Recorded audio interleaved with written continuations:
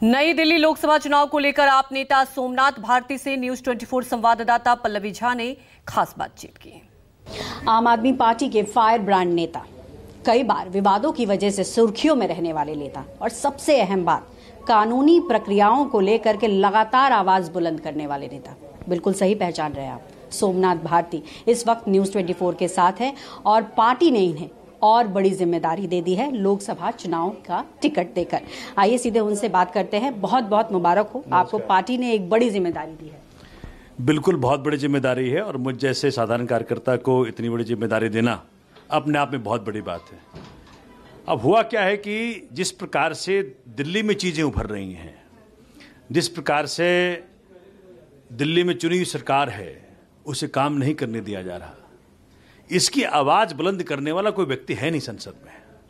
दिल्ली में 7 सांसद रहे, लेकिन एक भी सांसद ने आज तक कभी भी दिल्ली के मुद्दों पे चर्चा तक नहीं किया।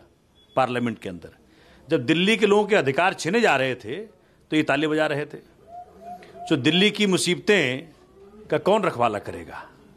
तो इस बार दिल्ली इस पर फैसला करेगी कि जो उनकी आवाज बनेगा संसद में, दिल्ली उनको सांसद बनाएगा। सोमनाथ जी, जैसा आपने कहा कि आवाज बुलंद करने के लिए आप लोग जो है अब आगे का कदम उठा रहे हैं, लेकिन कितनी बड़ी चुनौती मानते हैं इसे? विधायक का चुनाव आपने 3 बार जीता, लेकिन जहां लोकसभा की बात आती है वो एक बड़ी चुनौती के रूप में होती है, तो आप इसे कितनी बड़ी चुनौती मानते हैं?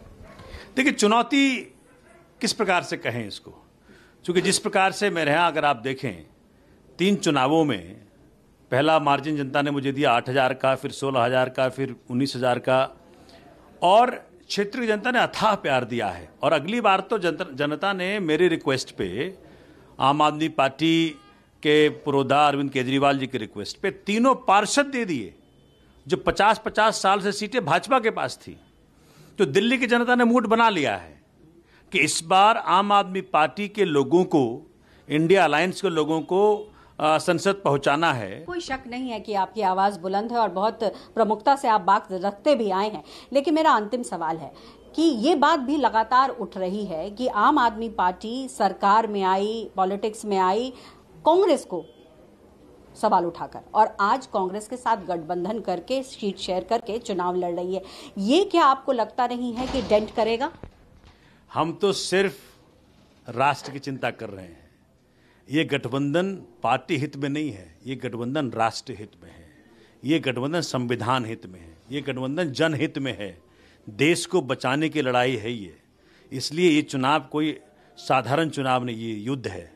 इस युद्ध को जीतना ही पड़ेगा। अगर आपको भारत को बचाना है, युद्ध जीतना पड़ेगा। आप देख कौन सी मुसीबतों का समाधान हो गया। अनएम्प्लॉयमेंट इतना बढ़ गया है देश में। उत्तर प्रदेश में पेपर लीक हो रहे हैं, बच्चों को नौकरियां नहीं मिल रही हैं, बच्चे अपराध की तरफ बढ़ रहे हैं, महिलाओं की दुर्दशा हो रही है, महंगाई इतनी बढ़ गई है। आप उससे पूछ रहे थे ना, ये है सारे कारण। मैं तो कह रहा हूं कि आप एक भी समस्या का समाधान अगर आया हो तो आप मुझे बता दें। अगर भारतीय जनता पार्टी के मैनिफेस्टो का एक भी इन्होंने पूरा किया हो तो आप हमको बता दें। कारण क्या है कि ये जो शोर मचाते हैं, ये उस शोर में चीजें गुम करने का प्रयत्न करते हैं। बहुत बहुत शुक्रिया न्यूज 24 से बात करने के लिए।